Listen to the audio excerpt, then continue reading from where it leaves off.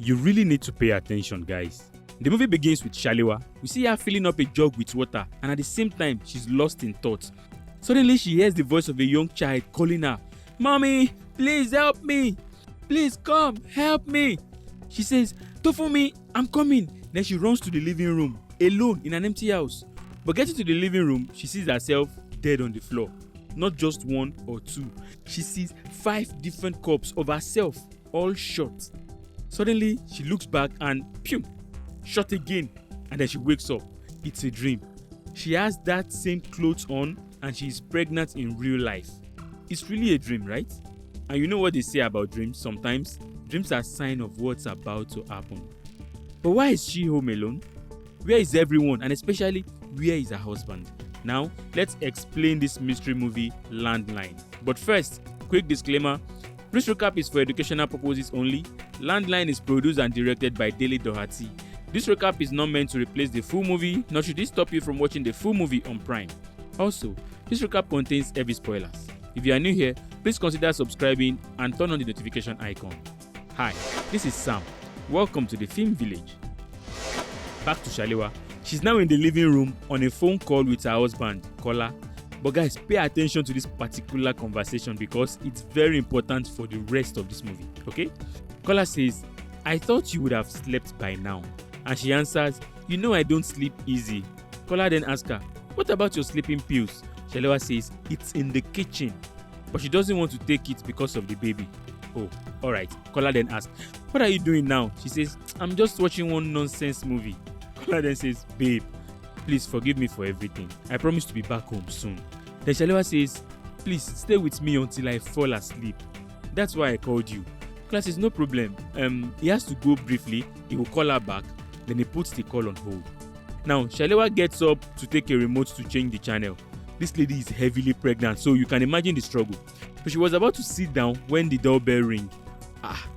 You will wait oh. She has struggled to get to the door. The ambience changes somehow. And as Shalewa opens the door, a masked killer is there and he shoots. He killed Shalewa. Her dream just came true. Shalewa is dead. Now, let's note this as Shalewa's first death. You will see the reason later. Now, the movie takes us back to Kola's place just before Shalewa was killed. Kola and Shalewa were laughing as Shalewa is mocking him for groaning like a child just for a simple exercise. Kola says, "Do you want me to come home looking like Shrek? Abeg, let me do my exercise.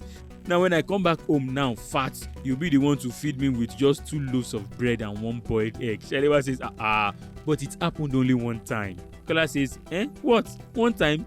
If not that I quickly run to get better gbegiri and amala for supplements, I would have died of hunger that day. Shalewa says, "Oh, but you lied to me that you didn't eat anything at the office that day."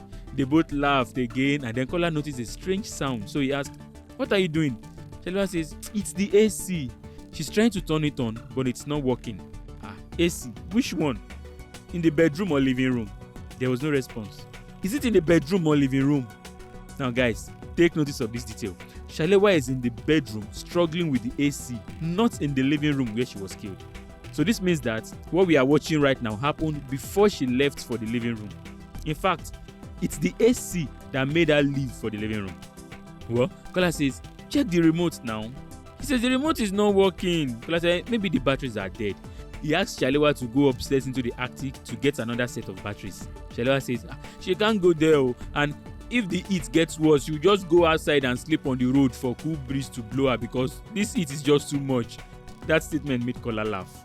So Shalewa goes back to the former gist. See, don't think you can change the topic.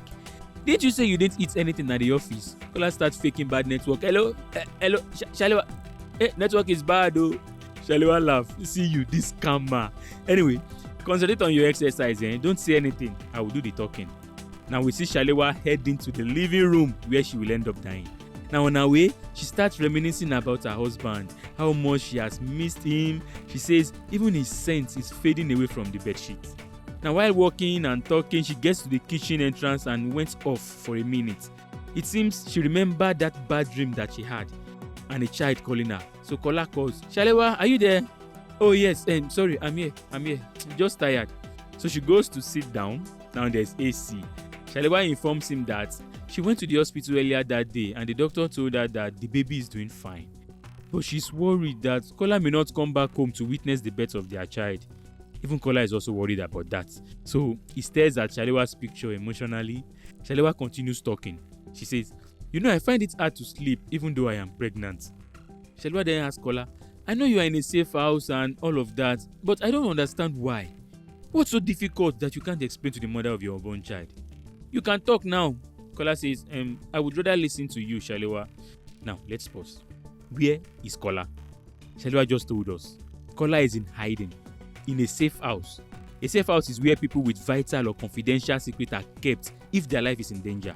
So, Kola is in the military and his boss kept him there for protection. So, he can't come back home until those trying to kill him are caught, at least. Also, Kola has been there for 2 months now. So, let's back to the movie. Shalewa asks Kola to tell her the reason why he's in the safe house. Kola says he would rather listen to Shalewa than for him to talk. Babe, talk to me now. Kilode, why can't you come home? Kola says, babe, I told you, I am in isolation. Shalewa says, I know you told me, but I feel you are not completely honest with me. In fact, why can't they put you in a hotel or somewhere close to the house? Or somewhere I can know the location? Kola says, it's called a safe house for a reason. I don't care what it's called, Shalewa says. Safe houses are for people who are in hiding or on the run. You work in the military for God's sake, Although their house may not be the safest too, but it doesn't call for you to be in isolation. Kola says, it's for protection. Okay, protection from what? Shalewa asks. Are we in trouble? Talk to me now. I can come to you and I promise nobody will follow me. Kola asks her to stop. Please nah. I'll be back home before you know it. Back home? You mean like next week or next tomorrow or tonight? Kola continues to beg her to stop. Please, just stay calm. I'm talking to them and they will do something. He meant his superiors. He says he will get out of there soon. Shalewa says, okay, but what if it's like last time? What? No, it will not be like last time. You don't know what these things does to me when you think like this. Please stop. I'll be home before the baby comes. When Shalewa said, what if it is like last time, she was probably referring to a miscarriage she had in the past. So she's definitely not referring to the dream because in the dream, she was not pregnant. So Kola continues to assure her not to worry, things will be fine. Kola says, Shalewa, you hear me? Then a call comes in on Kola's phone while he was on a WhatsApp call with Shalewa. So he put Shalewa on hold and then picked the other call. It's Kola's father. Good evening, sir. The father asks, how are you? He says, fine. Then Kola asks, is your secretary there with you?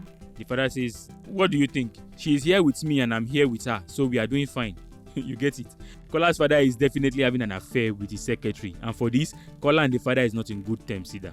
So Kola asks, it's almost 11 p.m. What are you doing up? The father says, is it you that will tell me when to sleep? My wife is awake and I'm here with her.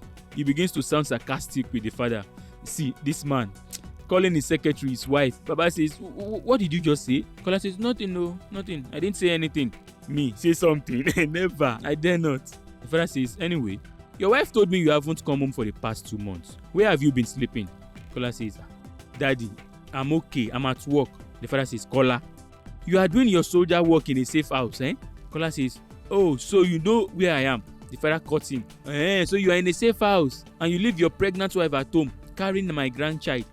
Kola says, everything is fine. My superior told me to stay here and I'll be fine.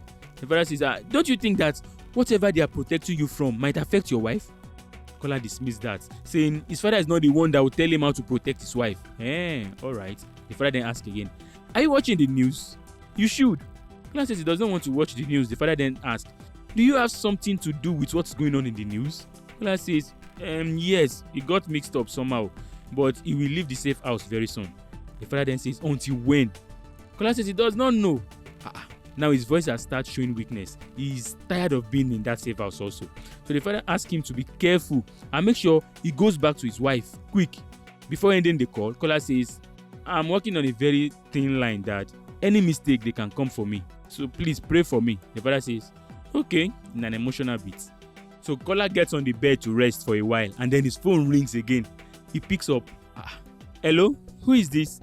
The man on the phone then asks, am I speaking with Mr. Caller? Caller answers, it depends on who is asking. The man says, is this Mr. Caller? I cannot reveal my identity. I must remain in misery. I know you and I know who you work for.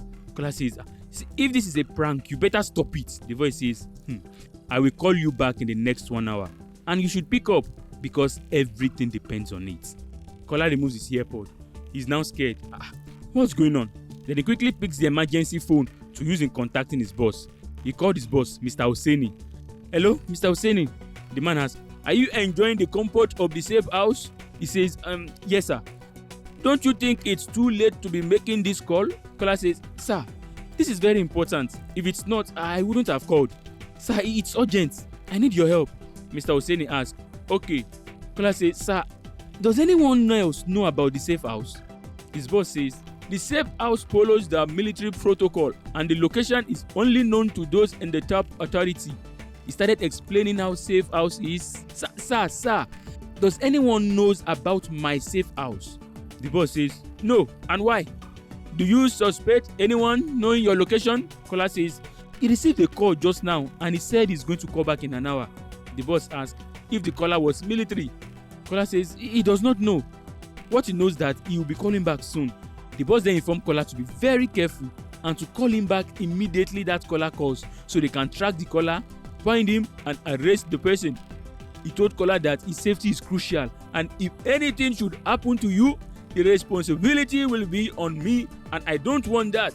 So he asked caller to take caution. Kajiko? Okay, sir, caller answer.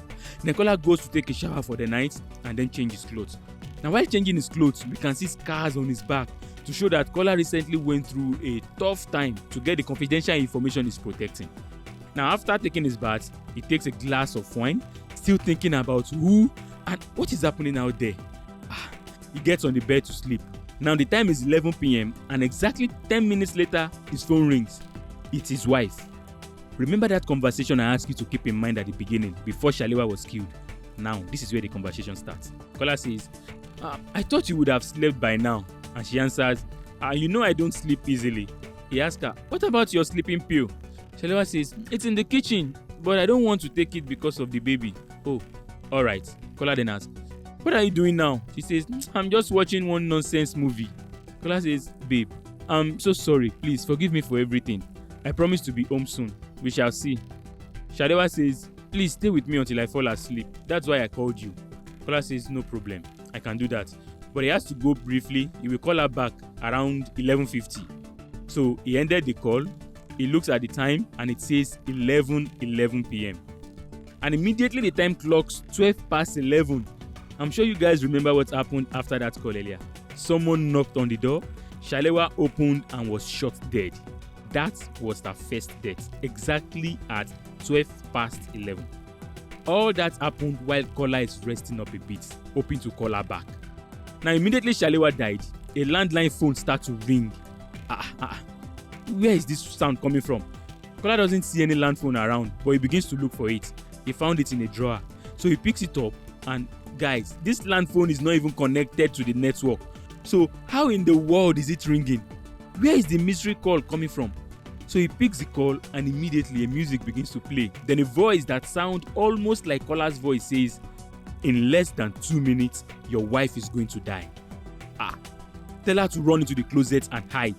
He quickly picks the emergency phone and calls Mr. Hosseini, his boss, again, instead of calling his wife. He begged Mr. Hosseini to please send someone to his house that his wife is in danger. Mr. Hosseini says, no problem. Now, he picks the phone to call his wife and Shalewa picks the call. She says, my baby, I was just about to call you. Caller says, what? I just spoke to you like 2 minutes ago. Shalewa says, no now. You put me on hold to make a call. Caller says, Shalewa, I spoke to you like 2 minutes ago now. Shalewa says, no. Caller says, okay then. What were we talking about earlier? Shalewa says, I am watching this nonsense movie. Can you please talk to me until I fall asleep? Wait, guys, are you confused too? So let me explain. When caller ended the call with the wife and fell asleep at 11 past 11, and Shalewa was killed at 12 past 11, the time rewinds back to exactly 11 past 11 p.m. So caller says, "You've told me this before now." Shalewa says, "What? You said you were watching a movie and you need me to keep talking to you until you fall asleep." Then the doorbell rings again. "Who is that, Shalewa? Shalewa?" She says, "I don't know. Maybe it's the person you are expecting." Caller asks her to stop, and make sure she doesn't get off the phone for any reason. "Who is it?" Shalewa asks. "It's the police, ma." That means Mr. Hosseini has sent someone to protect Shalewa, right? So Shalewa welcomes the tall, good-looking police officer in and asks if he wants tea or water. He says water is fine. So Shalewa told caller that he shouldn't have sent the police to come and check up on her now. She's okay. Or, "Caller, is anything wrong?" Caller cannot tell her that she is about to die. So he said, No problem. The police will just be with you for a while and then he'll leave." Now, while Shalewa was on the call, noticed the policeman looking around and over his shoulders. Now, is he the killer? But we saw the killer has mask on his face in the first death. So, who is this police officer? Now, Shalewa goes to the kitchen to get the police water. And on the phone, caller begins to call, "Shalewa! Shalewa! Where are you now, Shalewa?" She finally answered the call. "Hi, babe. Why did you keep me silent on the phone?" Shalewa says she had a false contraction and she didn't want caller to worry. Caller then asks, "What about the police officer?" Shalewa says, "I have sent him back home. The police even wanted to drive me to the hospital thinking I'm about to give birth, but I'm fine." "Alright, Shalewa, did you lock the door?"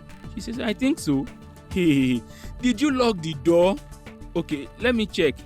Getting to the living room, she sees the masked killer. She begins to scream and run into the kitchen. Caller was hearing all this on the phone. The killer tried to open the kitchen door, but Shalewa was backing it, so he rammed the door hard. Shalewa crying and begging. All this while, caller is listening to everything. The killer shoots the door hinges and barging. The door falls on Shalewa, the pregnant woman. She struggles to walk out, but the killer shoots her. She died. Caller begins to cry.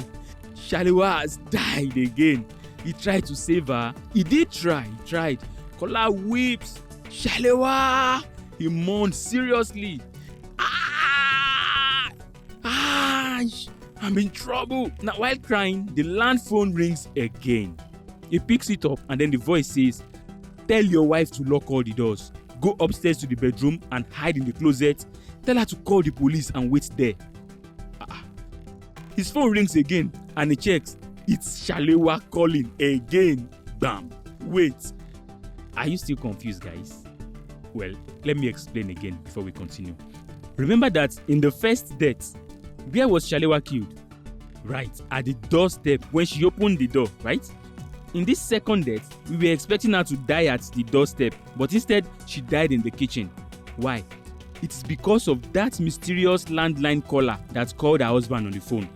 That person is trying to help caller save Shalewa. The fact is that Shalewa must die, no matter how the landline caller and her husband tries to save her. That masked killer will always get her.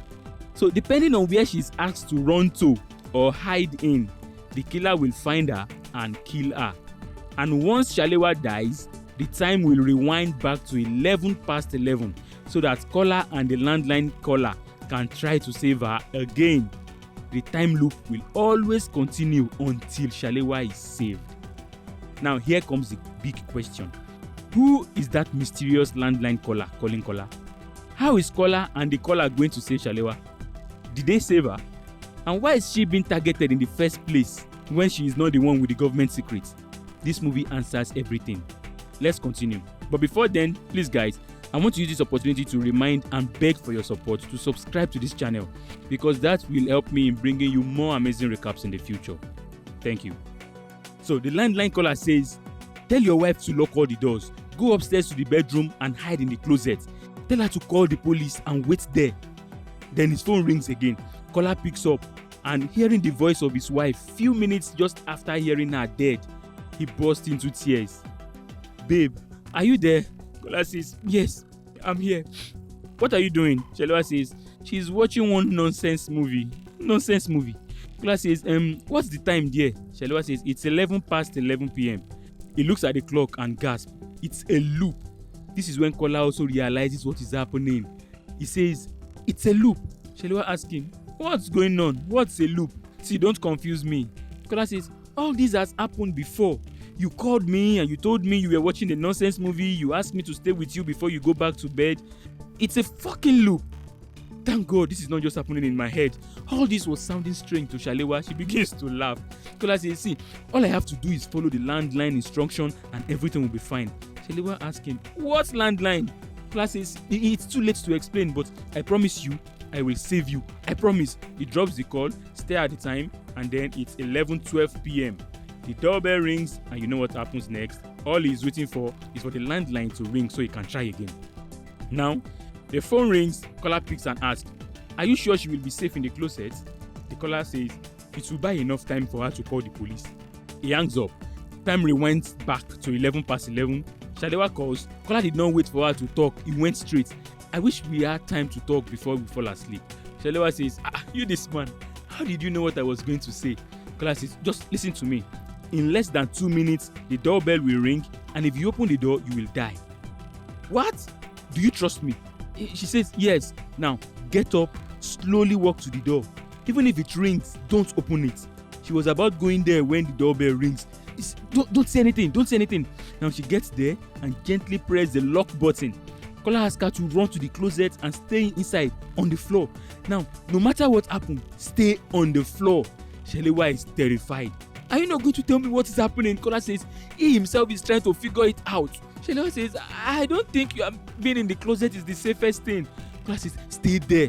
The killer is stronger and faster, so there's nothing you can do to him. Just hide in the closet when the police arrives. Shalewa keeps doubting. What if the police don't arrive quick? He asks her to just stay there. Kola takes the emergency phone to call his boss again. The phone rang and rang for a long time, but Mr. Hussein did not pick. Now Shalewa hears a noise. What's that? Shalewa begins to cry, begging Kola to please come help. The masked killer enters the bedroom. Shalewa says, he is here. Kola says, just keep silent and listen to my voice. She says, he is coming closer, coming closer. She pulls the closet door and then we see the killer through the mirror, looking for Shalewa. While the man walks by and heads to the toilet, Shalewa comes out of the closet to sneak out. The closet door closes and the noise alerted the killer. As she turns, there he is behind her. She tries to run, but the killer drags her down. Oh boy. She hits the floor hard and immediately he shoots. Shalewa dies. Her third death. Kola stands there thinking, waiting for the landline to ring again. Now, the closet is not working. They will have to try something else. So the phone rings and he picks the call and asks, did you know? The caller says, no what? Kola asks, you know the closet would not work, right? The caller says, I am also clueless. I can only tell you what I know. Kola says, she's going to call back very soon. So what next? The caller suggests that Shalewa should hide in the kitchen this time, get a knife and hide behind the door. He says she must not struggle with him. They want to get him by surprise. Then he ended the call and then Shalewa calls. You already know the conversation that follows after the call. Now this time, Shalewa is in the kitchen as instructed. She grabs a small knife. No, not good. She gets a bigger one. Kola asks her to go behind the door. She did.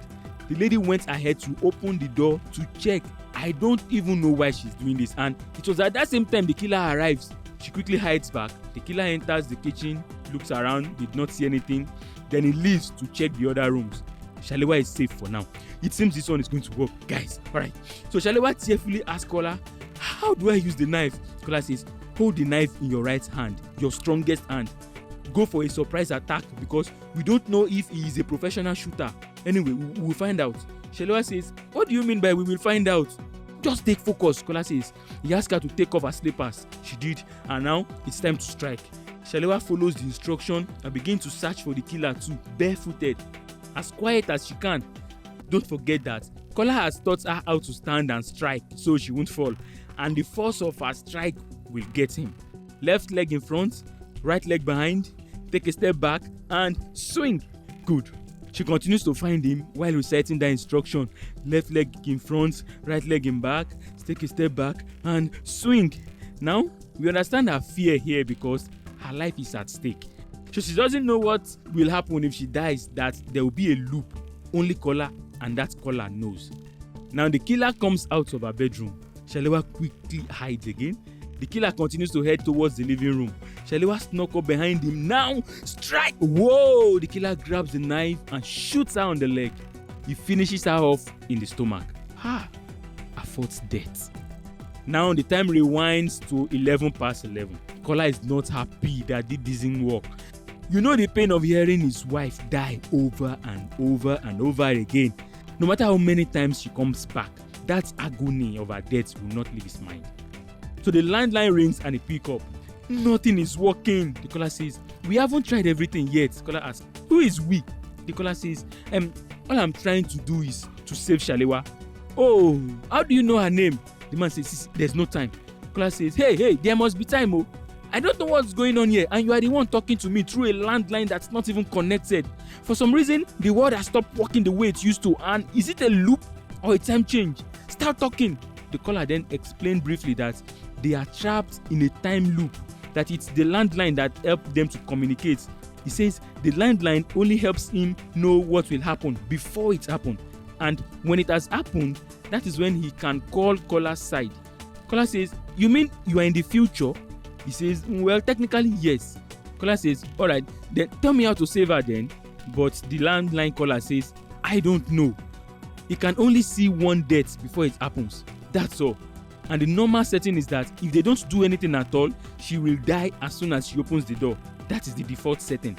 Now, because of how long they took talking on the phone back and forth, the time has passed to save Shalewa, so she has died again and again and again, about 3 times. So let's call this one her 8th death. Caller says, she must be dead by now, so no need to help her. But as soon as I drop this phone, call me and tell me how she died. He drops the phone, the landline calls, he picks up, time loops resets, and then he calls Shalewa immediately. More focus now. He briefly bypassed the first conversation of the nonsense film and talked to me till I sleep. He told her that they are in a time loop and only him knows about it. The doorbell will ring, and if you answer it, you are dead. Just immediately the bell rings. How do you know? Should I answer? Caller says, no! Stay far away from the door for now.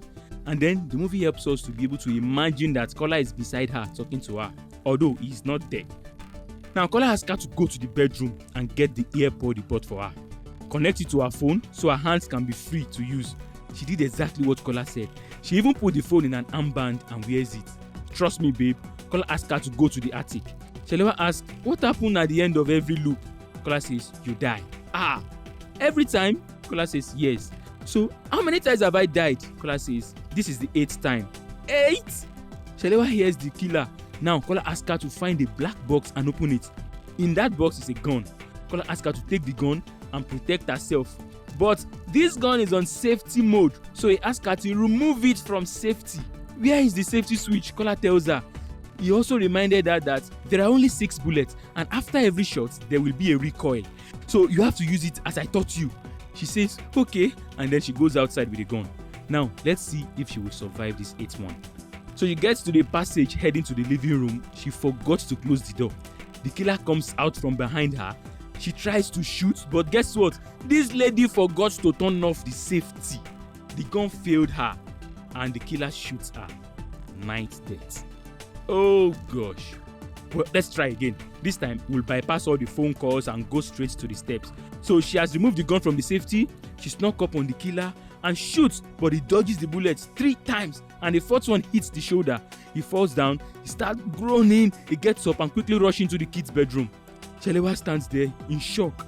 Has she finally done it? She could not speak. Caller is calling her name. Shalewa! Shalewa, talk now! Did you get him? She begins to cry. Yes, I did. Is he dead? Shalewa says, I think so. Okay. Is he in sight? Can you see him? Shalewa says, no, he ran away. Oh, what happened now? I taught you. Nah, Shalewa says, she is scared. She just wants to survive and her child. I'm sorry, I'm nervous. Kola calms her down, says, okay. He just needs to know how it happened so he can plan well for the next time. Shalewa then noticed the glass vase by the door. Oh, she says, I think he saw me. Kola then realized that that's true. There's a glass vase by the door and Shalewa's reflection is on it. That's how he got to know how to dodge the bullet. Kola asks, where is he now? Shalewa says, it's in her room. That's their child's room. Then we see the killer still holding that shoulder, groaning in pain. Shalewa asks Kola, what's next? Kola says, they have to wait and see. This is the first time they will get the killer. Shalewa says, okay, if I tell you everything how it happened, you will know what to do, right? Kola says, yes. Now, ready? The killer is still not coming out. But as for Shalewa, she's ready outside, waiting with just 2 bullets left. She starts walking towards the door. Suddenly, the killer opens the door and shoots Shalewa. He gets Shalewa on the right shoulder. And before she falls, she tells Kola where she was shot and that the killer is using his left hand. She narrates everything happening until the masked killer kills her. Kola says, no problem. We will get him next time. This is the 10th time Shalewa is killed. Now the landline rings and the time resets to 11 past 11. Kola quickly picks up and informs the new Shalewa that the killer is a lefty and that his second shot will hit her on the shoulder, so she must evade it. The point is, they want him to waste his bullets so Shalewa can shoot him because she only has 2 bullets left. The killer comes out and shoots at her. Shalewa dodges that bullet, but then she starts dragging the killer's gun with him. The man shoots again, but Shalewa was able to collect his gun and then shoots the man. Ta! Ta! Collect him there! Nonsense. She got him good. Finally, Shalewa, talk to me! Talk to me! Then we hear Shalewa on phone say, she got him. He is dead. Finally, Kola is happy. Yes! Thank you, God. Thank you, God. Shalewa, nice one. Nice one. Shalewa, what's up? Babe? We hear Shalewa groan. She's weak. Shalewa, talk to me. You said he's dead now. Shalewa says she has been shot. She didn't know. She tried. Oh, no. Why now? Why can't you just do the things I ask you to do? Why? Kola is angry at Shalewa. Always do the things I tell you to do. Why don't you listen? It's not fair now. It's not fair. Wait, guys. Was it true she did not do what he said? Yes. Kola asked her to dodge his bullet so she can shoot him instead. But after dodging the bullet, she went ahead to start dragging his own gun with him. So Kola's anger is justified here. Shalewa is also right because it's a life or death matter. Shalewa says she's the one facing a trained killer, not you, so you don't know how it feels. Shalewa asks if this has happened before. Kola says not actually, but yes. He asks her to try get up and head to the hospital, please. She says she can't get up. They should try again, but Kola says no, the killer is dead. He is dead. There's nothing again to do. Let's just go to the hospital, please. She says she can't. Then we are shown that the bullet actually got her in the stomach, so there's no survivor for Shalewa. Kola apologizes for not being there to protect her. He should have been there. Kola says he is confused. He doesn't know what else to do. Shalewa says, well, I trust you. You are a sergeant in the Nigerian army and my husband. You are the only one I can trust with my life, and I know you can save me and my baby. Do you hear me? Kola says, yes. They both reassured themselves and asked to try again. So she says her ear is hurting her, so she needs to remove the earpod. But then she put the phone on speaker. She asked Kola to keep talking to her until she falls asleep. She actually meant until she dies. So they continue to say sweet things to each other, and finally Shalewa says, babe, everything has a loophole, even a time loop, and if there's anybody that can find that loophole, it is you. So please, when we come back, promise me you won't put me or the baby through any of this pain again. She groans, moans, and quietly goes to rest. Shalewa dies. The 11th death. Kola screams again, cry. This is more painful because this time he almost saved her. The anger made him scatter everything on the table. Even the landline falls down. This means no call can come in for now. In pain, he even rushed to the restroom to throw up.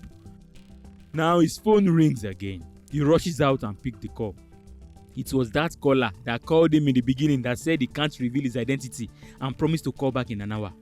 Now that man has called again. He says, I thought you were not going to pick up. Caller asks, wait, who are you and what do you want from me? The man says, I have told you before. What I am doing is for your safety and your family. Caller says, my wife is dead and there's nothing you can do for me now. The man says, oh shit, I am sorry. I should have told you sooner. And suddenly we hear Mr. Hussaini, Kola's boss, talking to that man on phone. Hey, what are you doing there? Is that your post at this time of the night? The caller says, I'm sorry, sir. I am talking to my mother, sir. She said it's an urgent matter, sir. Permission to proceed, sir. Mr. Hosseini says, permission granted. Caller says, what? Wait, who is that? That man says, you know who. Wait, do you work for Commander Hosseini? This is when the man revealed all the secrets to caller. He says, see, everything is a lie. The safe house, the protection program, the files, everything they are lies. There is no confidential file. Check and see for yourself. Caller goes to check the file he is protecting. He opens the drawer, picks it up, he sits down and brings them out. One after the other, caller realizes that the files are empty. No confidential document is in there. What? What is going on? I don't understand. The man says, your wife is the threat. So they have decided to get rid of her. Caller says, but what do they want from my wife, for goodness sake? They should come to me instead. The caller says, they believe your wife knows what you know and they can't kill you because you are too important to the system. About the protest going on also, keep in mind that while they are talking, the time has been looping over and over. Shalewa has been waking up and dying over and over. He can't do anything for now until he ends this call and fix that landline back. So the man says, they need your wife to go because they are tying up loose ends. Caller's emergency phone rings and it's Mr. Hosseini. Caller picks up. Hello? It's 11:42. I've been expecting your call. Caller says, sorry, I was in the bathroom. Okay. Mr. Hosseini then asks, did the caller call you again? Caller says, no, he hasn't. He lied that it was a prank call. Commander Hosseini then noticed the change in his voice. He now asks, you don't sound like your usual self. What are you hiding? Caller says, nothing, sir. Caller then asks, sir, is there something you have to tell me? Mr. Hosseini gets angry. What kind of question is that? Look, you have wasted my time this evening. You are lucky you are in possession of a very important information. Now caller is convinced that the caller is telling him the truth. Mr. Hosseini is behind everything. Quickly, he fixed the landline and then closes his eyes for the loop to start over. The phone rings, he picks up, the voice asks, do you know how to save her now? The caller says, yes, and then asks, who are you? The caller says, you will know very soon. Take care, and don't forget, you are a good man. Alright, he drops the phone, the loops are started. Now, before calling his wife, he called Mr. Hosseini first. Hosseini says, this is not 11:40. Remember that the loop has reset, so Mr. Hosseini does not know that they just spoke recently. So caller says, I need you to do me a favor, sir. I feel my wife might be in danger and I need you to send someone to help her. Someone in uniform and probably with a weapon. Mr. Hosseini says, no problem. As soon as he ends the call, he calls his wife and the conversation begins. Hey baby, can you talk to me until I fall asleep? Caller just smiled. He is happy to hear her voice again. He says, I miss you. Anyway, baby, in a few minutes, someone is going to ring the doorbell. I need you to go open the door. He is a police officer. Allow him in and don't get off the phone for no reason. The doorbell rang and everything happened as told. The police entered. Good evening, ma. Your husband asked me to come and check up on you, ma. Shalewa greeted him, continued her conversation with caller on phone. Then she asked, Officer, would you like tea or coffee? She didn't offer him water this time, and there's a reason for that. The police says, no, ma. Water is fine, but Shalewa insists he must have coffee or tea. The officer smiled and says, tea is fine. Okay, please take a seat. I will be right back. The police looked around as usual. So Shalewa returns with the hot tea and served him. We see the police sip the tea. He thanked her. The fake contraction happens and he offered to take her to the hospital, but she says no, she's fine. The police says he has to leave now. Now as soon as he leaves, they know the killer is coming back next. So Shalewa goes to the room to get dressed. She wears the earpod, the armband, takes her nose mask, picks up a wooden bat. Time to fight. This time things are different because this time the time is 11:17, and as expected, the killer comes in. He starts searching through the living room, walking as gentle as he can so as not to make any noise. Then we are shown a small flashback about what happened earlier when she welcomed the police. It was caller that asked Shalewa to offer him tea or coffee and make sure he drinks it. So when Shalewa went to make the tea, she added her sleeping pills that were in the kitchen into the tea. That was why she did not offer him water. So they have drugged this man. While he was drinking, caller asked her to check if his gun is in his left hip. Shalewa says yes, And that was how Kola got to know that the policeman that Mr. Hussein is sent to his house is also the killer. He has been drugged, which means Shaliwa now have a upper hand. So we see the mass killer staggering to climb the step. The sleeping pills have started working. So while climbing, he sees a smoke canister falling through the staircase. His eyes is blurry, smoke everywhere. But he managed to see Shaliwa coming down with a bat. He raises his hand to shoot at Shaliwa, but by the power vested on this pregnant lady, she added all the anger of earlier deaths in one hit and smashed the gun away from his hand. She smashed so hard that his face mask fell off. She followed the killer and continued to hit him. Still, the trained killer was able to hit her in the stomach and collect the bat from her. He pins her to the wall and tried to choke Shaliwa, but thanks to the drug, he doesn't have any strength. Shaliwa was able to break free. She dig into his eye socket until the baba fall. Then Shaliwa gets up on him. "You think you can come here and kill me and my child?" She kept pouring out her anger and smashing this guy's head. "This is my house!" Whoop! She smashed the lights out of him. Assuming they show this man, I'm sure his own will be worse than a watermelon that fell from a speeding vehicle. She ended him and then sit down. Kola calls her name. "Shaliwa, are you okay?" She said, "Yes." "Okay." Kola asks, "Where is he?" Shaliwa answers that he is dead. "Good." But Kola needs to make sure that Shaliwa too is okay. Shaliwa says she's 100% fine, meaning she's perfect. Alright. Kola then asks, "Do you need me to talk to you till you fall asleep?" Shaliwa says, "No. Sleep don't they catch me safe." Finally, guys, we did it. Shaliwa has been saved and the loop has ended. Right? Kola says, "Shaliwa, I will be home soon, but first I have to save someone." He picks the landline to call and then the movie ends. But wait. Who is Kola trying to save by using that landline? And that is how we get the answer to our questions.